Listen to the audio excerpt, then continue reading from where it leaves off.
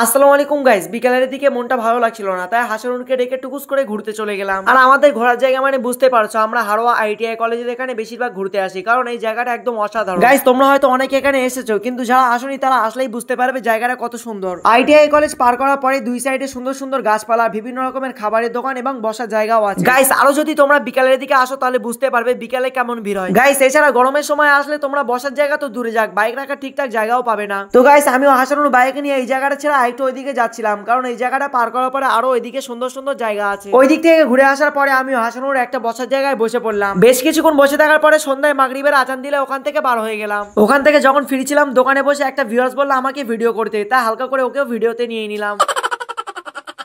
তো গাইস, রাস্তায় আসার সময় হারোয়া বাস স্ট্যান্ডের ওখানে একটা মসজিদে মাগরিবের নামাজ আদায় করলাম। নামাজ কমপ্লিট করে ওখান থেকে বার হয়ে পচা ভিআইপি রাস্তা ধরে আমি বাড়ি চলে আসলাম। তো গাইস, এই ছোট ভিডিওটি তোমাদের কেমন লেগেছে তোমরা টুকুস করে কমেন্টে জানিয়ে দেবে, আর ভালো লাগলে অবশ্যই লাইক আর চ্যানেলটিকে সাবস্ক্রাইব করে দিবে।